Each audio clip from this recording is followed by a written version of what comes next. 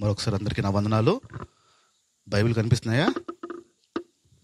నా బైబిల్ మోస్తాను, మీ బైబిల్లోంచి చదవడానికి ప్రయత్నించండి. వాయిస్ వినిపిస్తుందా? తీయండి మన మూల వాక్యం.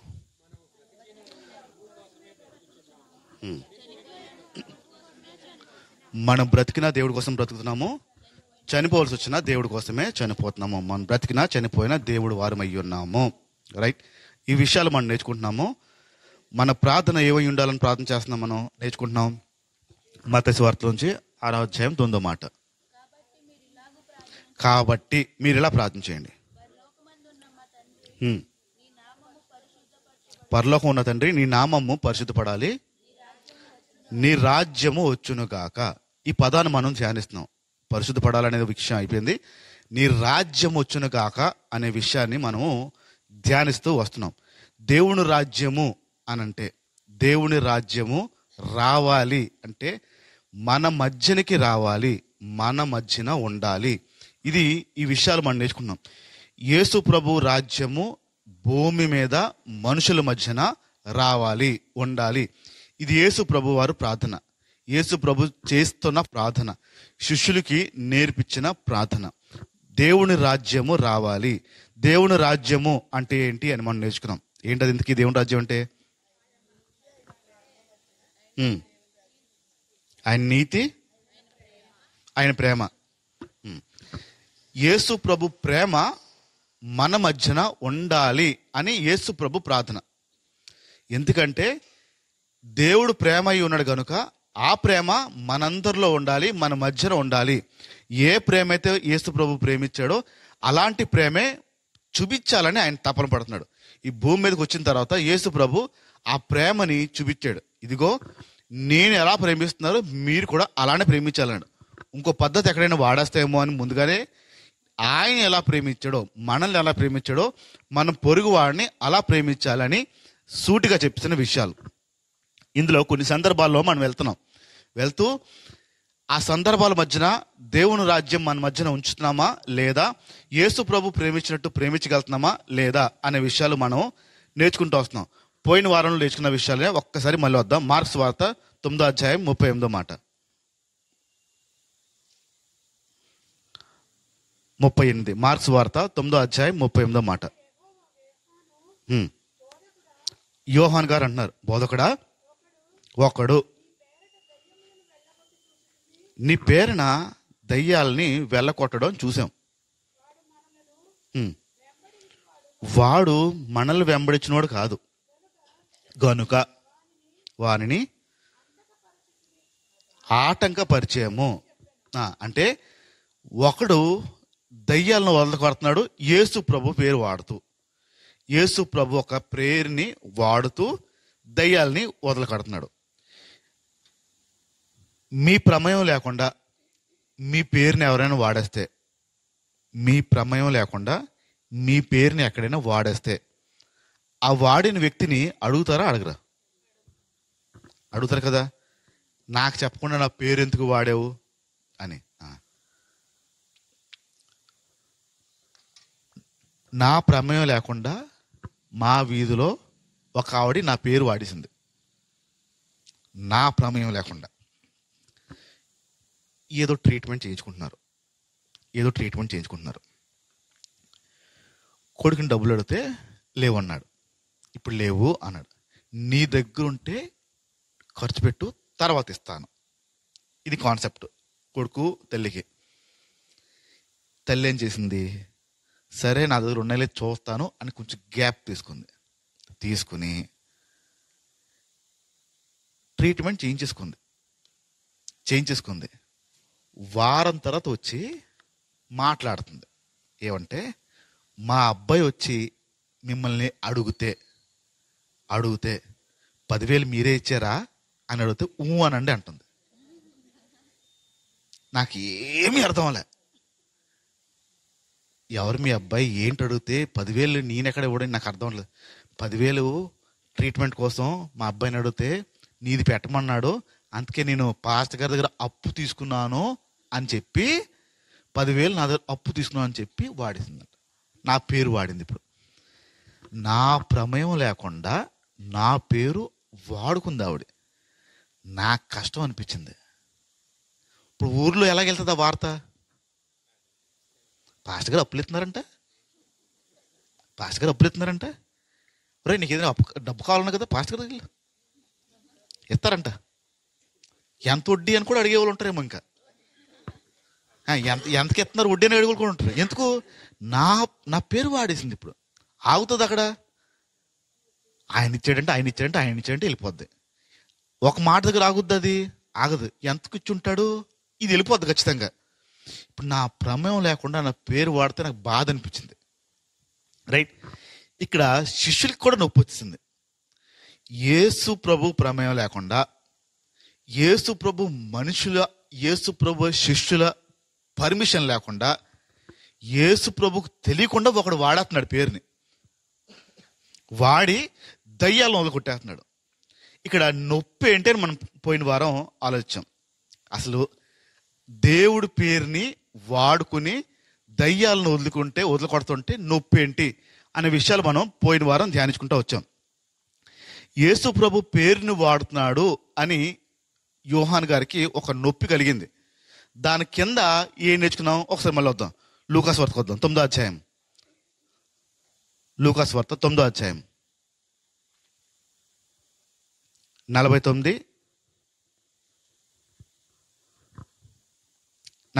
చూడండి.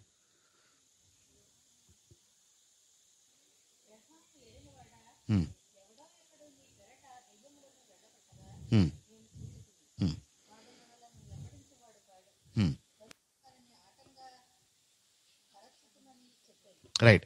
ఇక్కడ కూడా ఆటంకపరిచావు, ఆపేయడం అని చెప్తున్నాడు. ఇక్కడ మీరు అభ్యంతరపడద్దు అనే విషయాన్ని తెలియపరచండి. ఆ పై వచనాల్లోకి వెళ్ళిపోతే ఒకవేళ మనం చూస్తే, మనం ఇంక చదవద్దు, చెప్పేస్తాను చూసిందే కాబట్టి. ఆ పై వచనాల్లో ఏం జరిగింది?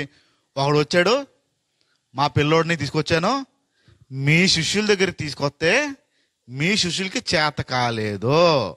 ఇది చెప్పాడు. మీ శిష్యులకి చేత కాలేదు దయ్యాన్ని వదిలించడము, అందుకు నీ దగ్గరికి వచ్చాను అని చెప్పాడు. పిల్ల బచ్చాల దగ్గర అవ్వలేదు, పెద్ద ఆయన దగ్గరికి వచ్చాను, ఇది చెప్పాడు. ఇప్పుడు వీళ్ళు నొప్పి ఏంటంటే, దయ్యాలు ఆడెవడో చెప్పిన మాట వింటున్నాయి, వీళ్ళు చెప్పిన మాట వింటలే. దయ్యాలు మీ మాటకు లోబడ్డాయి అనుకోండి, మీకు వచ్చే ఆనందం అంతా ఇంత కాదు. దాంట్లో ఉండే జాయ్ అంతా ఇంత కాదు. కూర్చా అన్నాం అనుకోండి, దండం పెట్టి కూర్చుందంటే ఒక రకమైన ఆనందం అవుతుందండి. ఒక రకమైన ఆనందం. ఎందుకో తెలుసా? దయ్యాలు మీ మాట వింటాయి. నేను కూర్చొని ఎలా అన్నదనుకోండి, మీకు ఇబ్బంది అనిపించేస్తుంది. దయ్యాలు మాట వినకపోతే, కొన్ని దయ్యాలు మాట వినవు. కొందరికి, అందరికి కాదు, కొందరికి. ఈ మాట వింటే ఆనందం. ఇప్పుడు మాట వినలే, శిష్యుల మాట వినలే, వదిలేస్తా ఉంటే ఏదో తిరిగి అనుంటాయి, వెళ్ళి నీ పని చూసుకోరా అని ఏదో అనుంటాయి. కానీ ఆడికి ఆ మాట అంటలేదు, ఆడికి లోబడిపోతున్నాయి. ఫుల్గా నమ్మేశాడు ఆడెవడో. యేసు ప్రభు పేరు చెప్తే దయ్యాలు వెళ్ళిపోతాను ఫుల్గా నమ్మేశాడు. వీళ్ళకి ఎక్కడో చిన్న అపనమ్మకం ఏదో ఉండుంటుందేమో. ఇప్పుడు మొత్తానికి ఒక మంచి పని జరుగుతుంది, ఆడెవడో మంచి పని చేస్తున్నాడు, దేవుడు అది చూశాడు. సాధారణంగా మనుషులు ఏం చూస్తారు? ఆడ మనోడు కాదు, ఆడెలా చేస్తాడండి, ఇది చూస్తాడు. దేవుడు ఏం చూశాడు? పోతే నా పేరు వాడు ఒక మంచి పని చేస్తున్నాడు చాలని చూస్తాడు. యేసు ప్రభు చూసే చూపు వేరు, మనుషులు చూసే చూపు వేరు ఉంటుంది. ఇక్కడ శిష్యులు అభ్యంతరపడి ఈడెవడు చేస్తున్నాడు రా, మనం చేయలేకపోతున్నాం అని అభ్యంతరపడి యేసు ప్రభు దగ్గర కంప్లైంట్ తీసుకొచ్చారు. మనోడు ఎలా వదిలేరా, మంచి పని చేస్తున్నాడు అని చెప్పాడు. ఇక్కడ సమస్య పోయిన వారం మనం ఏంటో కొంచెం విన్నాం. మనల్ని ఒకడు దాటి వెళ్ళిపోతే సమస్య మనకి. ఇప్పుడు శిష్యుల్ని దాటి ఆడవిడ వెళ్ళిపోయాడు. ట్రైనింగ్ లేదు మళ్ళాడికి. యేసు ప్రభు దగ్గర ట్రైనింగ్ లేదు మళ్ళాడికి. యేసు ప్రభుతో పాటు అన్ని వదులుకుని తిరగలే, ఆడు పనాడు చూసుకున్నాడు, ట్రైనింగ్ లేకుండా ఆ పనులు చేస్తున్నాడు. వీళ్ళేమో ట్రైనింగ్ ఉంది, అన్నీ వదులుకుని వచ్చారు, వీళ్ళ వల్ల కాలే. రైట్. ఇక్కడ వీళ్ళని దాటి ఆడు వెళ్ళిపోతున్నాడు, ముందుకు వెళ్ళిపోతున్నాడు. ఇబ్బంది పడిపోయారు, అభ్యంతర పడిపోయారు. ఇక్కడ దాటి వెళ్ళిపోతే వీళ్ళకంట బెస్ట్గా చేస్తే అనే విషయాలు మనం పోయిన వారం నేర్చుకున్నాం. ఇంకేం నేర్చుకున్నాం అంటే, పోయిన వారంలో మనోడు కాదు అనేది, ఆడు మనవాడు కాదు. ఇంక ఇదే విషయాల్లోంచి నేను కొంచెం ముందుకెళ్ళి కొంచెం కోణం దీన్ని మారుస్తాను. ఇదే అంశాన్ని వినడానికి ప్రయత్నించండి. నేను మా పాస్టర్ గారి దగ్గర చేరిన తర్వాత కొత్తలో నాకు ట్రైనింగ్ ఇవ్వడం నేర్పించారు. ఎలాగ ఏంటి అని నేను ఏం చేయగలను చూసి దాన్ని బట్టి నన్ను మా పాస్టర్ గారు తయారు చేయడం ప్రారంభించారు. యూత్ రన్ చెయ్యాలి, యవనస్తుల్ని నువ్వు లీడ్ తీసుకో, మన చర్చిలో యవనస్తులు ఉన్నారు కదా, వారిని నువ్వు నడిపించు, దేవుళ్ళో నడిపించు, నువ్వు సెట్ అవుతావు వాళ్ళకి అన్నారు. సరే అన్న, ఉంటానైతే నేను చేస్తానని చెప్పి చాలా ప్రార్థనపూర్వకంగా 1 నెల రోజు టైం ఇచ్చాడు. ఆ నెలలో చాలా ఉపవాసాలు చేసి ప్రార్థన చేసి నన్ను నేను సిద్ధపరచుకున్నాను. ప్రభువా, నన్ను సిద్ధపరచు నీ పనికి నేను అని. ఇక్కడ ఎంతమందికి దేవుని పని చేయాలని ఆశ ఉంది? ఎంత స్పీడ్గా ఎత్తారు చూసారా? మీ ఆస్తులు అడిగామా? ఎంతమందికి దేవుని పని చేయాలని ఆశ ఉంది? ఇప్పుడు లేకట్లే, సిగ్గు లేకుండా ఇంకోసారి అడుగుతున్నాను, ఎంతమందికి దేవుని పని చేయాలని ఆశ ఉంది? అమ్మయ్యా, కష్టం మీద ఎత్తారు, పోన్లే అనుకుందాం. నేను ఆ యవ్వనస్తులు రెడీ చేయడం కోసం చాలా ప్రార్థనాపూర్వకంగా రెడీ చేసేసాను. నేను రెడీ అయ్యి ఫస్ట్ ఒక ఇద్దరు వచ్చారు. వాళ్ళిద్దరితో ఒక 40 నిమిషాలు నేను వాక్యం మాట్లాడాను. వాళ్ళిద్దరు అలా బెత్తరపోయి చూసి భలే విషయాలు చెప్తున్నాడని చెప్పి ఇంకో శుక్రవారం ఇంకో ఇద్దరు తీసుకొచ్చారు. వాళ్ళిద్దరు, ఒరే రారా, అలా అన్నయ్య ఉన్నాడు కదా, పేరేంటి తెలియదు కానీ, అప్పటికి నా పేరు తెలియదు వాళ్ళకి, అలా అన్నయ్య పేరు తెలియదు కానీ భలే చెప్తున్నాడు రా అని చెప్పి ఇద్దరు తీసుకొచ్చాడు. అలా నెమ్మదిగా ఆ ఇద్దరు ఇంకో ఇద్దరు ఆ ఇద్దరు మొత్తంకి ఇద్దరితో ప్రారంభించింది 24 వరకు వచ్చేసారు. చర్చిలో ఉన్న యవనస్తులు ఎప్పుడు యూత్ మీటింగ్కి రానోలో 24 వచ్చేసారు. 24 మంది వచ్చిన తర్వాత నేను ఆ 24 మందికి నేను వాక్యం చెప్తా ఉండేవాడిని, నేర్పిస్తూ ఉండేవాడిని, వారిలో కలిసి నేను మాట్లాడుతూ ఉండేవాడిని చాలా ఇష్టంగా. నాతో పాటు నాకంటే సీనియర్ ఒక ఆయన ఉండేవాడు, డాక్టర్ గారు. నాకంటే సీనియర్ ఆయన, పెద్ద ఆయన, పాస్టర్ గారితో నాకంటే ముందు పరిచయం ఆయనకి. నేను ఎప్పుడైతే ప్రారంభించానో అప్పటి నుంచి నన్ను చూస్తున్నాడు ఆయన. చూస్తూ యవ్వనస్తుని ఎలా మాట్లాడుతున్నాను, ఏం చేస్తున్నా అన్నీ చూశాడు. చూసి ఒక 24 మంది అయిన తర్వాత పాస్టర్ గారి దగ్గరికి వచ్చాడు. వచ్చి, అన్న ఎన్పి అంటారు నన్ను, నవీన్ ప్రకాష్. ఎన్పి నాకంటే వయసులో చాలా చిన్నోడు అన్న, కానీ చాలా పౌరుషంగా పనిచేస్తున్నాడు. నేను డాక్టర్ వృత్తిలో ఉన్నాను, ఎప్పటి నుంచో యేసుప్రభు తెలిసినోడిని, ఎన్పిని చూస్తున్నా నన్ను సిగ్గేస్తుంది, నేనేం పని చేయలేకపోతున్నాను, బాధ అనిపిస్తుంది అన్నాడు. ఏం చేద్దామైతే అన్నారు. యూత్ని నాకు ఇవ్వండి అన్నాడు. యూత్ని నాకివ్వండి, ఎన్పిని కొన్ని రోజులు కూర్చోపెట్టండి, నేను యూత్ని రన్ చేస్తాను, తీసుకెళ్తాను అన్నాడు. అవునా అని పాస్టర్ గారు సరే అని చెప్పారు. నన్ను పిలిచారు తర్వాత రోజుని. ఏం చెప్తాడో నాకు తెలీదు.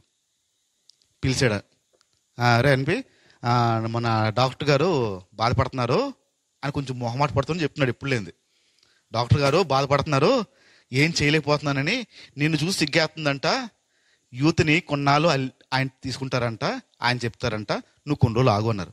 సరే అన్నాను. ఇంటికి వెళ్ళిపోయాను. సరే అన్నాను, కానీ లోపల ఎక్కడో కలక్క అన్నదండి. గంట ఎక్కడో ఆ నరాలు ఏదో తెగినట్టుగా ఒకలాగా అనిపించిందండి. ఏంటి నొప్పి, ఆ నొప్పి ఏంటో మాకు తెలియలే. మీరు ప్రశాంతంగా కూర్చుంటే మీకు ఒక పెట్టదు, ప్రశాంతంగా కూర్చోండి, ఏం కాదు తినేయండి. ఈ లోపల ఒకలాగా అనిపించింది. 1 నెల రోజులు ఉపవాసం ప్రార్థన, వీళ్ళని సిద్ధపరుస్తున్నాను. సడన్గా నన్ను కూర్చో అన్నారు. ఆయన వచ్చాడు, చెప్తున్నాడు. నాకు లోపల బాధ ఏంటో నాకు అర్థం లేదు, ఆ నొప్పి ఏంటో అర్థం లేదు. ఇప్పుడు ఆలోచించండి, నేను ప్రశ్న అడుగుతాను. దేవుడి పని చెయ్యాలి, ఒకసారి ఇందాక అడిగాను కదా దేవుని పని చెయ్యాలని. దేవుడి పని అవ్వాలా, దేవుని పని మీరే చెయ్యాలా? నా ప్రశ్నలో మెలకు ఉంది. దేవుని పని అవ్వాలా, దేవుని పని మీరే చెయ్యాలా? ఏంటది? అవ్వాలకి మీరే చేయాలి తేడా ఏంటి? అవ్వాలంటే ఎవరు చేసినా అవ్వాలి అనాలి. నేనే అంటే దాని అర్థం ఏంటి? ఇక్కడ నాకు ప్రశ్న లోపల రేగింది. దేవుని పని అవ్వాలా, దేవుని పని నేను చేయాలా? నా నొప్పి ఏంటి ఇప్పుడు? నా బాధ ఏంటి ఇప్పుడు? ఇంతకీ నేను దేవుని పని చెయ్యాలి, ఇది దేవుడు అసలు ఒప్పుకొని అన్నాడు. అవ్వాల్సింది ఏంటి? ఇంతకీ దేవుని పని అవ్వాలి, అది ఎవడైనా ఎలాగైనా సరే. ఇప్పుడు నా లోపల నొప్పి ఏంటంటే దేవుని పని నేను చెయ్యాలి. కొన్నాళ్ళ వరకు ఇబ్బంది పడతానే ఉన్నాను. వచ్చేవాడిని, ఆయన యూత్ చెప్తా ఉంటే వచ్చేవాడిని, ఆయన మాటలు వినేవాడు కాదు. ఎందుకు నొప్పి, బాధ నాకు? నేను తయారు చేసిన పిల్లలు ఆడెవడో వచ్చి గద్దలా వచ్చి లోపల ఫీలింగ్ అది. ప్రభు మాట్లాడుతున్నప్పుడు నాకు అర్థమైంది, దేవుని పని జరుగుతుందా, నా పని నేను చెయ్యాలనుకుంటున్నానా? నేనే చెయ్యాలా, దేవుని పని జరగాల? నా నొప్పి ఏంటి ఇప్పుడు దీని వెనకాల? నేను చెయ్యాలి, నేను చెయ్యాలి, నేను చేయాలి. ఈ స్వార్థం దేవుడు ఒప్పుకోడు. మంచి మనస్సాక్షి ఏంటంటే దేవుని పని ఎవడు చేసినా దేవుని పని అయిపోవాలి. ఆ రోజు నుంచి మనసు మార్చుకున్నాను, ప్రభా తప్పుడుగా నేను ఆలోచించాను, అది కాదు, అలా ఆలోచించకూడదు. దేవుని పని, నా తండ్రి పని జరిగిపోలే ఆలోచనలు తప్ప నేనే చెయ్యాలి, ఇది తప్పుడు ఆలోచన, చేయకూడదు అని లోపల వచ్చింది. ఇప్పుడు ఇక్కడ కొన్ని పనులు మీరు చేస్తూ ఉంటారు. ఇప్పుడు మిమ్మల్ని కూర్చోపెట్టేసి వేరే వాళ్ళతో చేయిస్తే ఎంకరేజ్ చేస్తారా? చెయ్యాలి.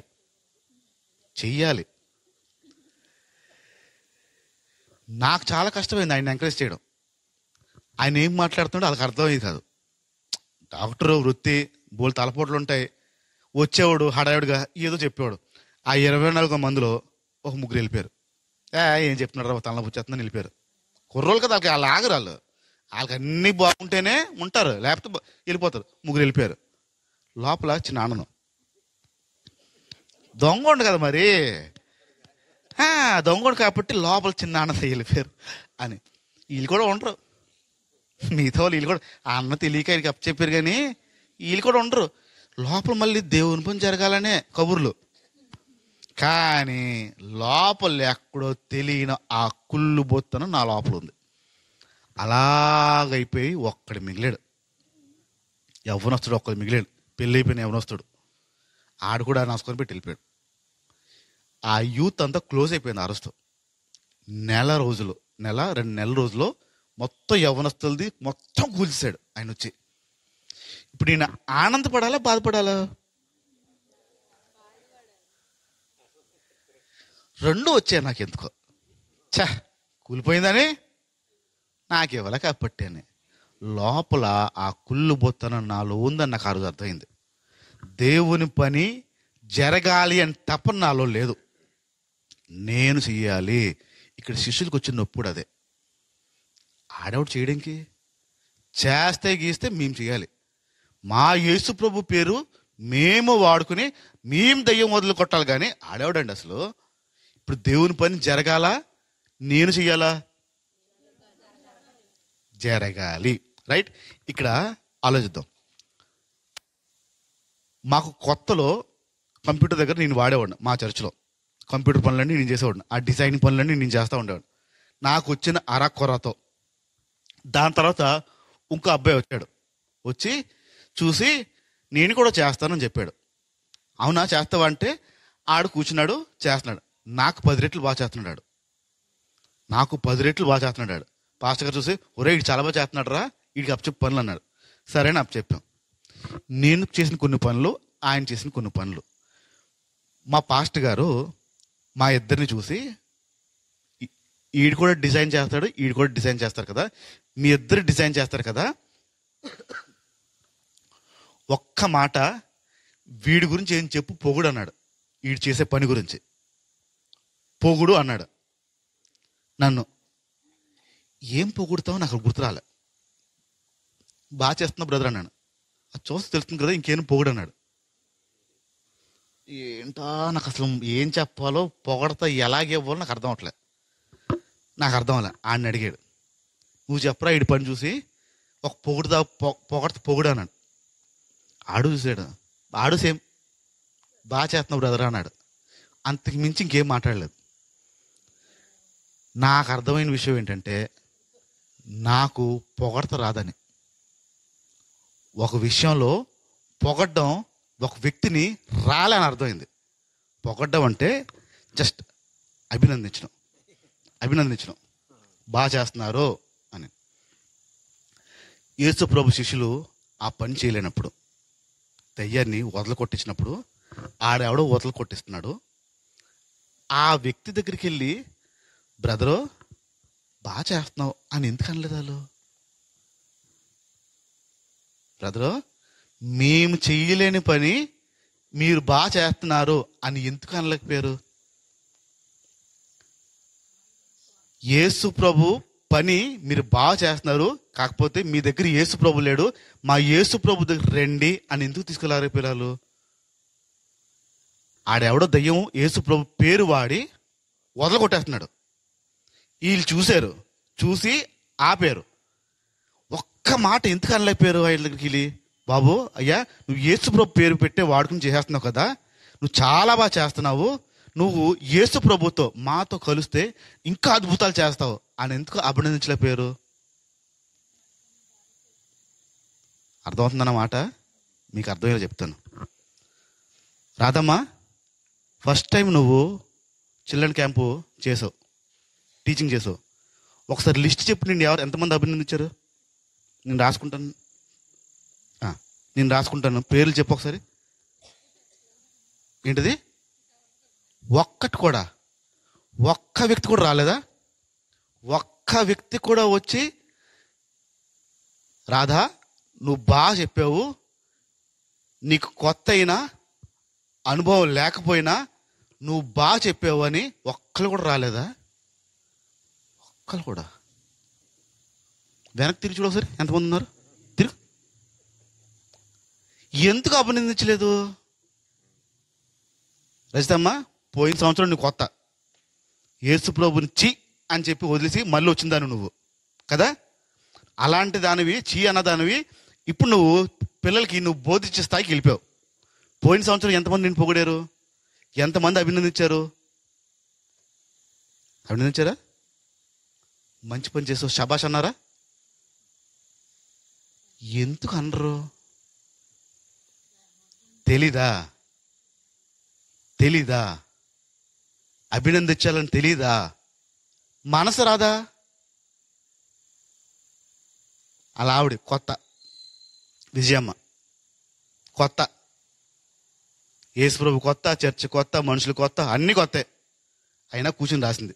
ఏ పని చెప్తే ఆ పని చేసింది. ఏం అవసరం ఆ పిల్లకి చేయడం? ఏం కర్మ ఆవిడకి? ఈడెవడు చెప్తే చేయడానికి? దేవుని పని నేను చెయ్యాలి.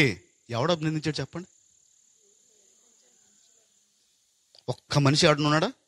అమ్మా నువ్వు కొత్త అయినా సరే, నీకు అనుభవం లేకపోయినా సరే, దేవుని పని నేను చెయ్యాలని నీ ఆశ మాకు నచ్చింది, మేము కూడా నిన్ను చూసి నేర్చుకుంటున్నాం. ఎవరిని అభినందించాడా? ఎందుకు అభినందించలేకపోయి ఉంటారు? తెలీదా? మనసు రాక. మీకు అర్థం అవడం చెప్తాను చూడండి, మీరు అభినందన ఎలాగిస్తారు. పెద్ద ప్రసాద్ మాట్లాడతాడు ఇక్కడ నుంచి. పెద్ద ప్రసాద్ ఇలా నాన్న మాట్లాడుతూ ఉంటాడు.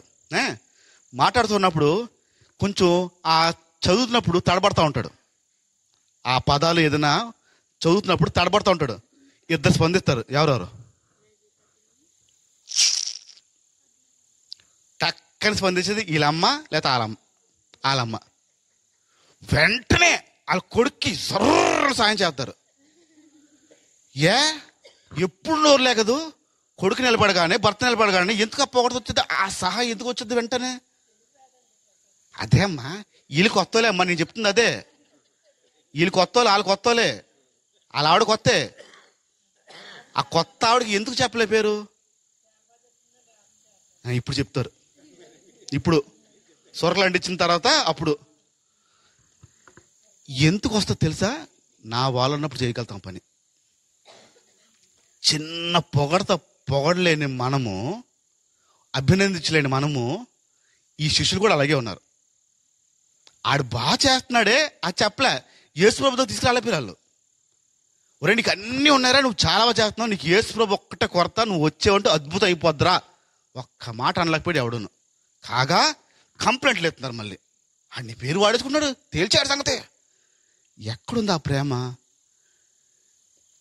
ఎందుకు అభినందించలేకపోయారు? ఎందుకు ప్రోత్సాహం ఇవ్వలేకపోయారు? సంవత్సరం అంతా చిల్డ్రన్ క్యాంప్ ఏం మాట్లాడాలో ఏం చేయాలో మొత్తం అంతా ఆలోచించి మొత్తం అంతా గుజ్జు తయారు చేసి వీళ్ళకి నేర్పించి ముద్దలు పెట్టి కాగితంలో పెట్టి నా దగ్గర ఖాళీ అయిపోయింది. యవనస్తులకు ఏం మాట్లాడో నాకు తెలియదు. మొత్తం సంవత్సరం అంతా కష్టపడింది వీళ్ళకి ప్రోత్సాహం కింద అని చెప్తున్నాను. నాకేం అవసరం వీళ్ళు ప్రోత్సహించడానికి? నేను నిలబడి చెప్పలేను? వీళ్ళని తయారు చేసిన బాధ్యత నాకు ఎందుకు? నేను ఎందుకు ప్రోత్సహించాలి వీళ్ళని? ఎందుకు ఎంకరేజ్ చేయాలి నేను? నాకేం అవసరం? వాళ్ళ ప్లేస్లో నేను నిలబడిపోతే వీడు బాగా చేశాడని రాదు పేరు. వీళ్ళకి ఎందుకు ఇవ్వాలి ఆ ఘనత? నేను ఇప్పుడు ఆ అక్క చెప్పింది, ఆ ఆంటీ చెప్పింది, ఆ అన్నయ్య చెప్పాడు, ఎందుకు ఇవ్వాలి? నేను ఎందుకు ప్రోత్సహించాలి? ఆ ఘనత నాకు లాక్కోవడానికి అవకాశం ఉంది కదా. సంవత్సరం కష్టపడి సంవత్సరం ఆలోచించి మొత్తం డిజైన్ అంతా కాగితాల మీద వీళ్ళకి చేతులకి అందిస్తున్నాను. వీళ్ళకి ఎందుకు ప్రోత్సహించాలి? యేసు ప్రభు చేసే పని అదే. ప్రోత్సహిస్తాడు. మీ పొరుగు వాడిని మీరు ప్రోత్సహించలేకపోతున్నారంటే ఖచ్చితంగా పొరపాటు మనసులో ఎక్కడ ఉంది. ఒక్క మాట అభినందించలేకపోతున్నారంటే పొరపాటు మీ మనసులో ఎక్కడో ఉంది. ఆ శిష్యుడు కూడా అదే ఉంది, నన్ను దాటి వెళ్ళిపోతున్నాడు. నా ఆశ ఏంటంటే వీళ్ళు నన్ను దాటి వెళ్ళిపోవాలని. నా కోరిక, నా తపన ఏంటంటే నా పిల్లలు దాటి వెళ్ళిపోవాలని నా ఆశ. నాకంటే ఎక్కువ వీళ్ళ గురించి మాట్లాడుకోవాలని నా ఆశ. అందుకు నేను తయారు చేయడానికి ఇష్టపడుతూ ఉంటాను. ఒక్క అభినందన మీరు తెలియపరచలేకపోతున్నారంటే లోపల ఎక్కడో ఆ ప్రేమ లేనితనం ఉంది. ఆ రోజు కనుక ఆ వ్యక్తిని ఆడెవడో అన్నాడు, పేరు కూడా తెలియదు వాళ్ళకి, ఆ దగ్గరికి వెళ్ళి శిష్యులు మాట్లాడుంటే, బాబుని మా దగ్గరికి వచ్చాయి, మా యేసు ప్రభు దగ్గరికి వచ్చే, దేవుడు నిన్ను అలా చేస్తాడు అని అంటే ఆడు కూడా యాడ్ అయ్యేవాడు. వదిలేశారు, అభినందించారు రాక. రైట్, ఇదే విషయాలొచ్చి కొంచెం కిందకి వస్తాను, నేను విషయాలు దాటుతాను. యేసు ప్రభు శిష్యులు వదిలించడానికి కష్టపడుతున్నారు, ఆడెవడో వదిలించేస్తున్నాడు. ఆడి దగ్గరికి వెళ్ళి వీళ్ళు నువ్వు ఎలా చేస్తున్నావు, ఎందుకు నేర్చుకోలేకపోయారు? పాయింట్ పట్టుకోండి. యేసు ప్రభు శిష్యులు చేయలేని పని ఆడెవడో చేసేస్తున్నాడు సునాయాసంగా. ఒరే మేము యేసు ప్రభు దగ్గరే ఉంటున్నాం కానీ మేము చేయలేకపోతున్నాం, నువ్వు ఎలా చేస్తున్నావో మాకు కొంచెం నేర్పించగలుగుతావా అని ఎందుకు అడుగుండరు?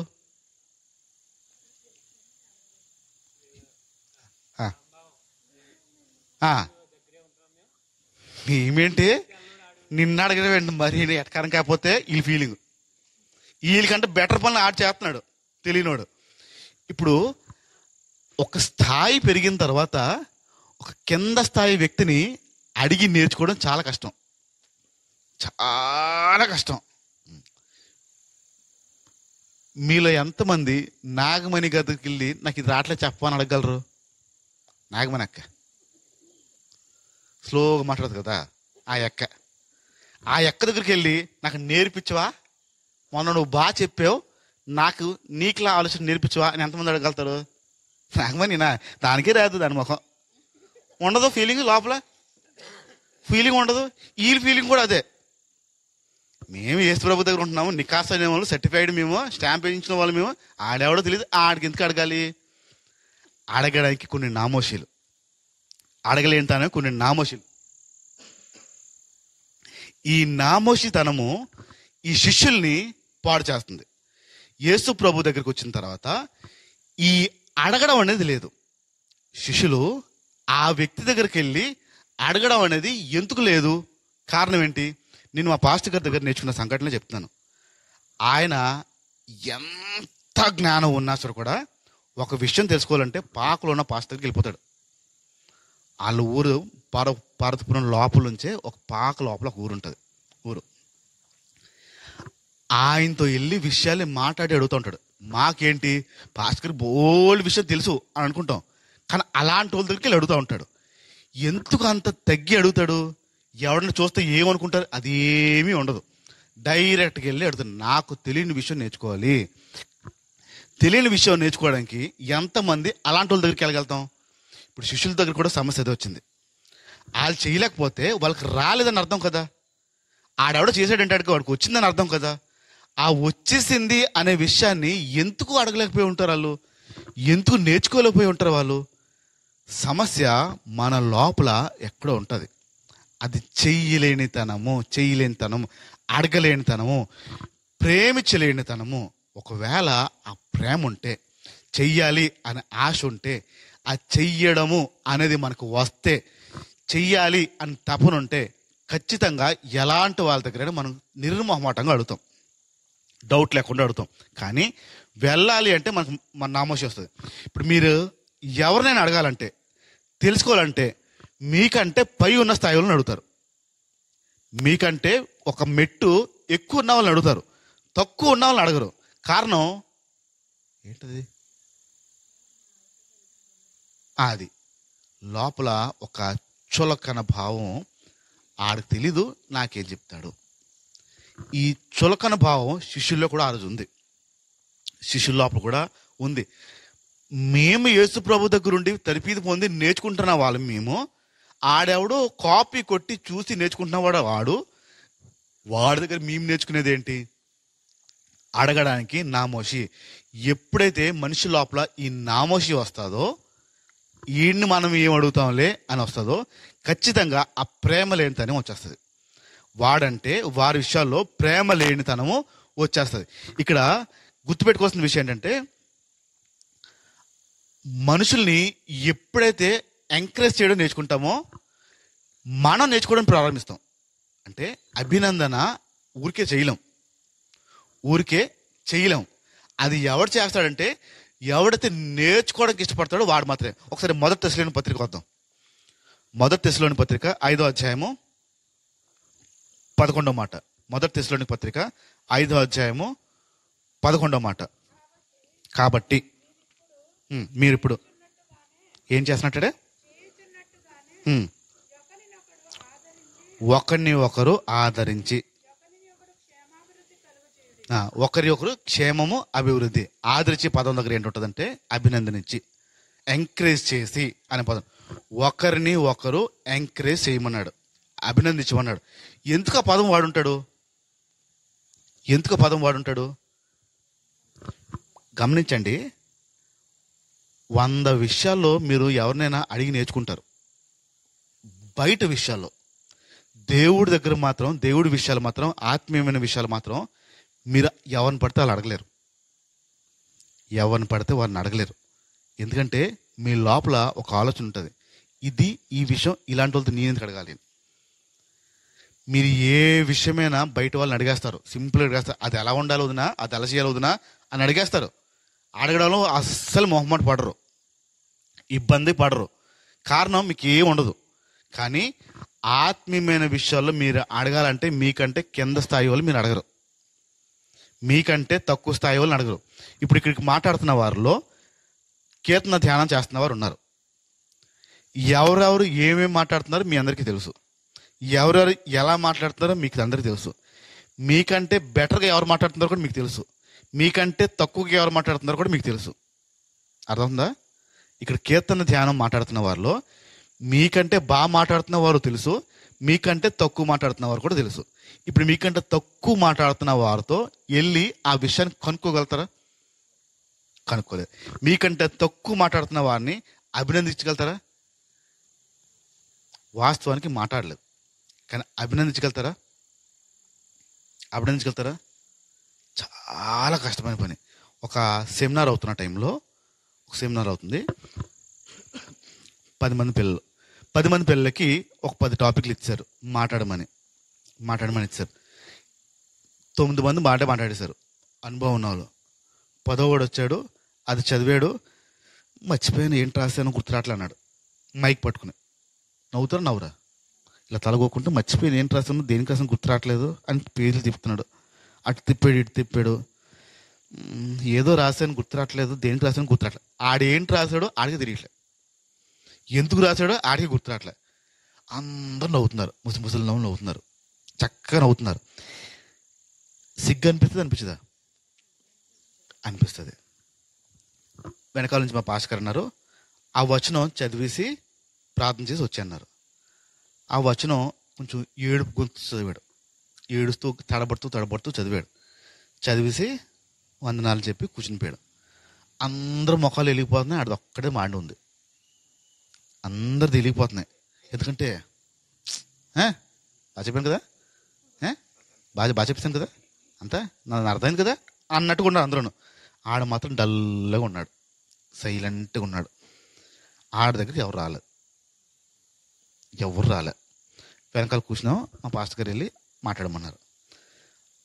ఆడ పక్కన ఉన్నవాడు లెగిసి వాటర్ తాగడానికి వెళ్తే ఆడ ప్లేస్లో కూర్చుని ఇలా కూర్చున్నాను. చూడగానే నా వైపు చూసి కొంచెం ఇలా తలదించాడు. చేసి మాట్లాడుతున్నాను. తమ్ముడు, నీ ధైర్యానికి మెచ్చుకోవాలయ్యా అన్నాను. చూశాడు నా వైపు. నీ ధైర్యానికి నేను మెచ్చుకోలేక ఆగలేక నేను నిద్రకు వచ్చాను. నాకు ఇలా ఇచ్చారు ఒకరోజు, చెమటలు పట్టేసాయి, చేతులు వణుకుపోయి గొంతుకులోంచి మాట రాలేదు. నాకు అంత భయపడిపోయాను. నువ్వు అంత ధైర్యంగా ఎలా నిలబడ్డావు అసలు నాకు అర్థం అవట్లేదు. అక్కడికి అంత ముందు వెళ్ళి నిలబడ్డావు అనేది చాలా గొప్ప విషయం. కానీ నువ్వు నిలబడ్డావు అసలు చూడు, నిన్ను చూసి నాకు నేర్చుకోవాలి. నీకులాగా నేను ధైర్యంగా ఉండాలి. నేను చెప్తాను మా వాళ్ళందరూ చెప్తాను, నీకులా ధైర్యంగా ఉండమని. నువ్వు నిలబడ్డావు చూడు, అదే చాలు. నేను నిలబడలేకపోయాను, ఓడిపోయాను ఒకరోజు. కానీ నువ్వు గెలిచావు తమ్ముడు, సూపర్. నువ్వు అందరూ నువ్వు బాగా చెప్తావు అన్నాను. అంతే, అయిపోయింది. ఆడ ముఖం లోపల ఉన్న ఆ చీకటి ఏదో ఉందో ఒక్కసారి పోయింది, వెళ్ళిపోయింది. లోపల ఫీల్ ఏదైతే ఉందో పోయింది. అది అయిపోయిన తర్వాత అందరూ అయిపోయిన తర్వాత సాక్ష్యాలు చెప్పమన్నారు. మీ అనుభవాలు ఏంటి. ఆ తమ్ముడు వచ్చి మాట్లాడిన తమ్ముడు ఏమన్నాడంటే, ఇదే లాస్ట్, ఇంకెప్పుడు నేను వాక్యం మాట్లాడకూడదని నిర్ణయం తీసుకున్నాను. ఏ రోజు కూడా నేను వాక్యం మాట్లాడకూడదు నిర్ణయం తీసుకున్నాను. ఆ నిర్ణయం తీసుకుని ఇంకెప్పుడు వాక్యం చదవను, వాక్యం విన్ను, చర్చకు రాను, ఏది చేయకూడదు అంటున్నాను. కానీ ఆ అన్నయ్య వచ్చి నాకు ధైర్యం చెప్పాడు. దాన్ని బట్టి నాకు ధైర్యం వచ్చింది. ఇప్పుడు నేను మరలా చెప్తాను, తిరుగు లేకుండా భయం లేకుండా నిలబడతాను. ఇంకొక అవకాశం అన్నయ్య గారు ఇస్తే ఎప్పుడైనా చెప్తాను నేను అని చెప్పి అక్కడ అందరి ముందు మాట్లాడాడు. అప్పటి వరకు అందరూ మాట్లాడింది ఒక ఎత్తు అయితే, ఆడ మాట్లాడింది ఆ రోజు అందరికి ధైర్యాన్ని ఇచ్చింది. కారణం ఒక చిన్న ఎంకరేజ్మెంట్. మనిషిని చిన్న ఎంకరేజ్ చేస్తే దేవుడిలో బలంగా నిలబడిపోతాడు ఆ వ్యక్తి. అది ఎవడు చేస్తాడంటే లోపల కుళ్ళు లేనివాడు చేస్తాడు. నేను పొగిడితే వీడు ఎప్పుడు పైకి వెళ్ళిపోతాడు, ఇప్పుడు నన్ను దాటి వెళ్ళిపోతాడేమో ఆ నొప్పి ఉన్నవాడైతే పొగడడు. ఇప్పుడు నేను కనుక వీడికి పొగిడానంటే వీళ్ళు నేను పొగడను. సాధారణంగా మా శిష్యుల బ్యాచ్ నేను పొగడను. ఎందుకు పొగడను అంటే, నేను పొగిడానంటే వీళ్ళు పడిపోతారు, దాటలేరు. ఇంకా అందుకు ఎంత బాగా చేసినా ఏదో ఒకటి వంక ఎత్తుతాను ఖచ్చితంగా. వీళ్ళు ఎంత పని చేసినా ఏం తప్పు చేస్తారో నేను చెప్పగలుగుతాను. అక్కడేం మాట్లాడినా కిందేం మాట్లాడినా వీళ్ళు ఏం మాట్లాడారు, ఎక్కడ తప్పు మాట్లాడారు ఖచ్చితంగా రికార్డ్ నా దగ్గర ఉంటుంది. నేను ఆ చెడే చూస్తాను. వీళ్ళు చెడ్డ చేశారని చెప్తాను, వారిని ఎంకరేజ్ చేయడానికి. కానీ పొగడాల్సిన బ్యాచ్ మీది. పొగడ్డం అంటే అభినందించాల్సిన బ్యాచ్ మీది, పని మీది. ఎప్పుడు ఆ అభినందించగలుగుతారంటే మీ మనసులో ఎలాంటి ఆలోచన లేనప్పుడు, నాతో పాటు ఉన్నవాడు నాకంటే ఉన్నతంగా ఉండాలని ఆశపడినప్పుడు. ఆ ప్రేమ ఉంటే అది అవ్వుద్ది, ఆ ప్రేమ లేకపోతే అది అవ్వదు. యేసు ప్రభు ఎక్కడికి వెళ్ళినా శిష్యుల్ని ఎత్తేవాడు అన్ని విషయాల్లో. వాళ్ళని ఎవరైనా ఏదో మాట అంటే వెంటనే వచ్చేవాడు. ఆయన మా ఊళ్ళ సంగతి నేను చూసుకుంటానని చెప్పి వచ్చేవాడు. కారణం ఏంటి? ఎంకరేజ్ చేయడం తెలుసు ఆయనకి. ఆయన తగ్గి శిష్యుల్ని ఎత్తేవాడు, ఆయన తగ్గేవాడు ఆ విషయాల్లో. ఒకరిని అభినందించలేకపోతున్నాము, ఎంకరేజ్ చేయలేకపోతున్నాము అని అంటే లోపల ఎక్కడో ఒక తెలియని బలహీనత మనలో ఉంది. నా సహోదరుని నేను అభినందించాలి, వారు చేస్తున్న పనిని నేను అభినందించాలి అనే భావం ఎప్పుడు వస్తుందంటే ఆ వ్యక్తులు ప్రేమించినప్పుడు. ఆ వ్యక్తుల్ని ప్రేమించలేకపోతే, ఆ ఇద్దరి మధ్యన దేవుని రాజ్యం ఉండకపోతే అది ఏమీ రాదు. అలా సింపుల్గా వెళ్ళిపోతుంది. వాస్తవానికి వీళ్ళు చూడరు, మీరు పొగుడతారా పొగడరా అని చూడరు. వీళ్ళకి చెప్పిన పడి చేసుకుంటూ వెళ్ళిపోతారు. కానీ పని మనది, అభినందించాల్సిన పని మనది. నెక్స్ట్ టైంకి ఇంకా బాగా చెయ్యాలని ప్రార్థనాపూర్వకంగా అభినందించాల్సింది మంది. శిష్యులు కూడా అక్కడే ఇబ్బంది పడ్డారు.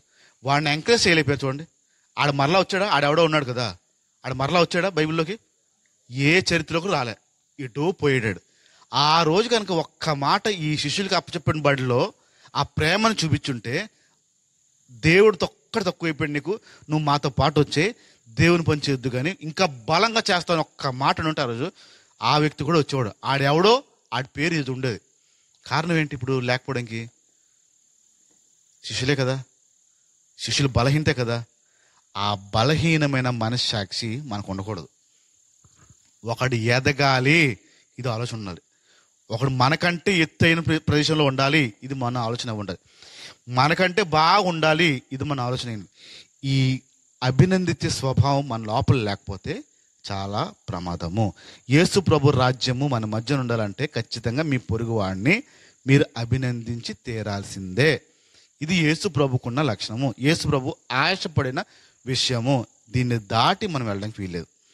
ప్రభు ప్రేమ అక్కడ తెలియపరచబడుతుంది, ప్రభు ప్రేమ అక్కడ రుజువు అవుతుంది. దేవుడు ఈ వ్యక్తిని అంత ప్రేమిస్తున్నాడు, ఈ వ్యక్తి నన్ను అంత ప్రేమిస్తున్నాడు అని ఎప్పుడు తెలుస్తుందంటే మీరు భుజం తట్టి చెప్పినప్పుడే. భుజం తట్టి మీరు బాగా చేస్తున్నారని చెప్పినప్పుడే ఆ ప్రేమ ఏంటో తెలుస్తుంది. అప్పుడు తెలియదు. ఇదే విషయాల్లో ఇంకా కొంచెం కోణం ఉంది, వచ్చే వారం మనం నేర్చుకుందాం. కళ్ళు మూసుకుందాం, ప్రార్థన చేద్దాం. ప్రభా, ఇదిగో నీ మాట స్పష్టంగా చెప్తుంది, నీకులా ప్రేమించాలని. మీరు ఎలాగైతే ప్రేమిస్తున్నారో అలా మేమే ప్రేమించాలని. నీకులా ప్రేమించడం కాస్త కష్టమే. నీ పని చేయాలని ఆశ ఉంది, కానీ మేమే ఆ పని చేయాలి అనేది దురాలోచన. నీ పని జరగాలని ఆశపడాలి, కానీ మేమే ఆ పని చేయాలనడం అది పాపం. అలా కాకుండా నీ పని ఎవరు చేసినా వారిని మేము ప్రోత్సహించే వారిలా ఉండాలి. శిష్యులు ఆ వ్యక్తిని ప్రోత్సహించలేకపోయారు. మంచి పనే చేస్తున్నాడు, అయినా ప్రోత్సాహం అనేది లేక ఆ వ్యక్తి కోల్పోయాడు, ఎటో వెళ్ళిపోయాడు. ఈరోజు మా దగ్గర ఉన్న వారిని మేము ప్రోత్సహించాం, మాలో ఆలోచన లేదు. మాలో ఇప్పటికైనా అలాంటి ఆలోచన ఇచ్చినందుకు వందనాలు చెల్లించుకుంటున్నాం ప్రభు. ఇంక మీదటైనా ఎవరైనా నీ పని చేసినా, ఒక మంచి పని చేసినా, బలహీనంగా ఉన్నా వారిని మేము మనస్ఫూర్తిగా ప్రోత్సహిస్తాం, అభినందిస్తాం, వారిని నిలబెడతాం. నీ వాక్యం చెప్తుంది కనుక ఆ ప్రేమని మేము రుజువుపరుస్తాం, తెలియపరుస్తాం. అలా మాకు సాయం చేయమని అడుగుతున్నాం తండ్రి. మేము బలహీనపడినప్పుడు మీ మాటే మాకు ప్రోత్సాహం. అలాంటి మాట మేము మా పొరుగు వారికి మేము అందించట్లేదు. నీ రాజ్యం రావాలని ప్రార్థన చేస్తున్నాం, కానీ నీ రాజ్యం విషయంలో మా ప్రయాస లేదు. క్షమించమని అడుగుతుంది తండ్రి. మేము ఆ శిష్యులు చేసిన పొరపాటు చేయనివ్వకుండా మేము అనేకుల్ని మేము ప్రోత్సహించే వాళ్ళగా, మాకంటే ఉన్నతమైన పొజిషన్లో ఉండాలి, ఎత్తైన పొజిషన్లో ఉండాలి, మాకంటే బాగా వాళ్ళ దేవుని పని చేయాలని మేము ఆశతో వారిని ప్రోత్సహిస్తూ వారిని దీవించే వారిలాగా మమ్మల్ని మార్చమని అడుగుతున్నాం. ఇదిగో సంఘాన్ని నన్ను నీ చేతికి చెప్పుకుంటున్నాం. ఎక్కడైనా ఆ మనసు ఇంకా మాలో లేకపోతే ఆ మనసుని ఇవ్వమని అడుగుతుందండి. ఆలోచన లేకపోతే ఆలోచన ఇవ్వమని అడుగుతున్నాం. మహిమ మీరు పొందమని యేసు నామమున ప్రార్థించుచున్నాం తండ్రి. ఆమెన్. తండ్రి